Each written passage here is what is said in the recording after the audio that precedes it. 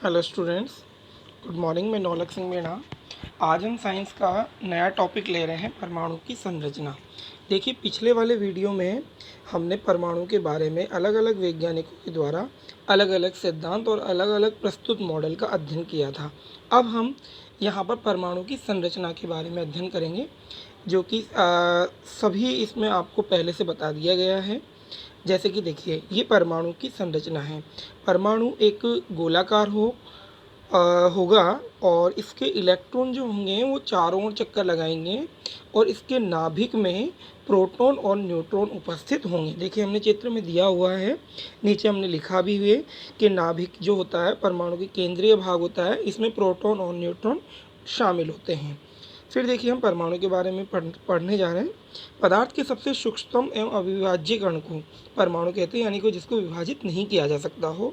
परमाणु के अंदर 3 अपरमाणु कण होते हैं, जैसे कि पहला प्रोटॉन, दूसरा न्यूट्रॉन और तीसरा इलेक्ट्रॉन। देखिए, हमारा यहाँ पे क्वेश्चन बनता है कि परमाणु के 3 अपरमाणु कण के नाम लिखिए, तो आपको ये तीनों नाम लिखने हैं। फर्स्ट देखिए, हमारे पास में प्रोटॉन, यह धनावेशित कण होता है जो परमाणु के नाभिक भीतरी भाग में रहता है। यह तत्व के सभी रासायनिक गुणधर्म को प्रदर्शित करता है। परमाणु में प्रोटॉन के घटने या बढ़ने से उसके रासायनिक गुणधर्म भी बदल जाते हैं।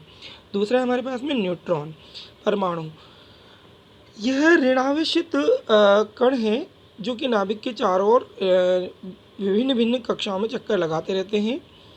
ध्यान रखना है, यहाँ पे न्यूट्रॉन की जगह आएगा हमारे पास में इलेक्ट्रॉन, ये चीज़ आप ध्यान रखें।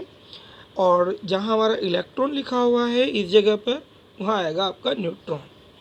यहाँ पर देखिए न्यूट्रॉन परमाणु के नाभिक में उपस्थित बिना आवेश वाला कण है जिस पर कोई आवेश नहीं होता है। ध्यान रखें स्टूडेंट्स, ऊपर जहाँ न्यूट्रॉन लिखा हुआ है वहाँ पर आपको इलेक्ट्रॉन लिखना है, और जहाँ इलेक्ट्रॉन लिखा हुआ है वहाँ पर न्यूट्रॉन लिखना है। देखो, ये मिसप्रिंटिंग है, थोड़ा सा आप ध्यान देना।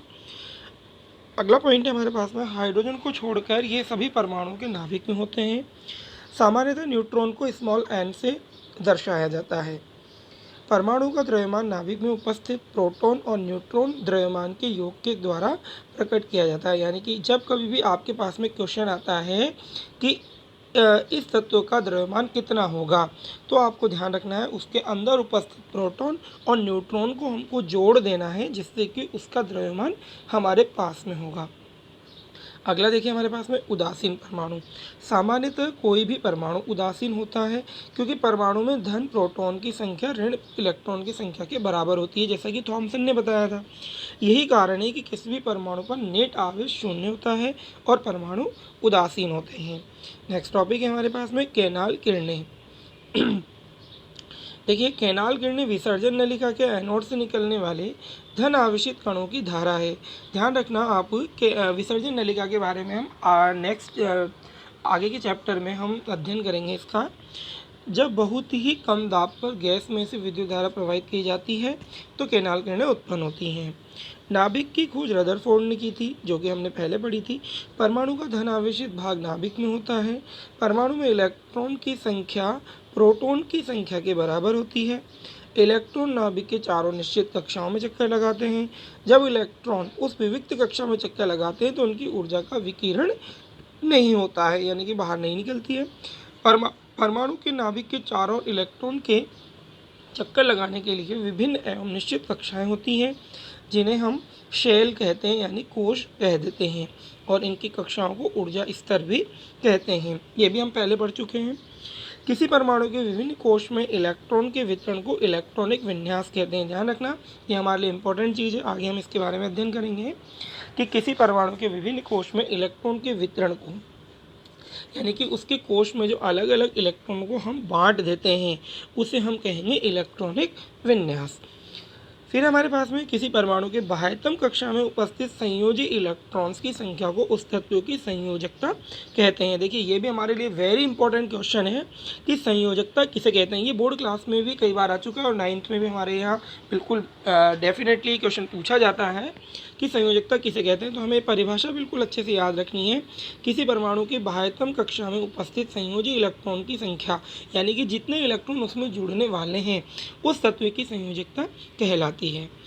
इसको इम्पोर्टेंट करना स्टूडेंट्स अपनी नोटबुक में भी किसी परमाणु की नाभिक में उपस्थित प्रोटॉन की संख्या को परमाणु संख्या कहते हैं। बिल्कुल, ये भी बहुत अच्छा क्वेश्चन बन रहा है हमारे पास में कि परमाणु संख्या किसे कहते हैं। तो ध्यान रखना, जितने प्रोटॉन होंगे वही उसकी परमाणु की संख्या होगी। जैसे मान लो लिथियम है, लिथियम हमारे पास में 3 नंबर पे बताया था हमने। फर्स्ट वीडियो जो हमारा था उसमें हमने 3 नंबर पे बताया था। उसकी परमाणु संख्या कितनी हुई?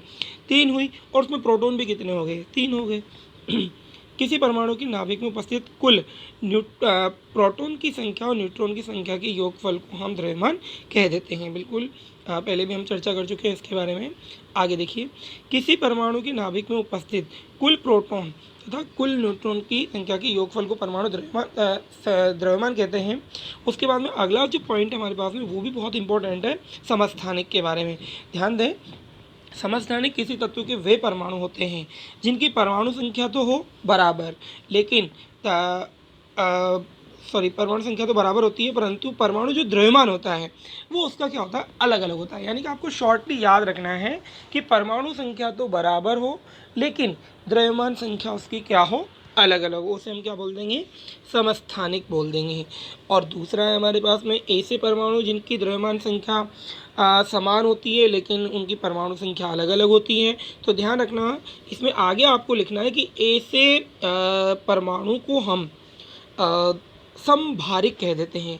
ध्यान रखना, समभारिक, जो लास्ट वाला पॉइंट है वो है हमारे पास में समभारिक।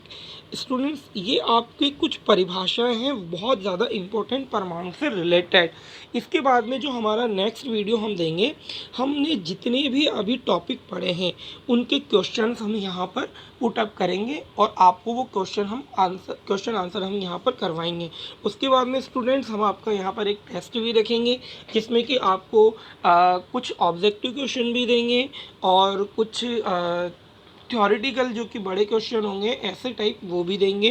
तो बिल्कुल स्टूडेंट्स, आप इन टॉपिक्स की बहुत अच्छे से अब तैयारी करें, क्योंकि हमने 3-4 वीडियो दे दिए हैं और हम चाह रहे हैं कि हम आपका एक टेस्ट भी लें। ओके स्टूडेंट्स, बाकी मैं नेक्स्ट वीडियो में फिर बिल्कुल आपको अच्छे क्वेश्चन के साथ में बिल्कुल फिर मैं क्लास लूँगा। Okay, thank you.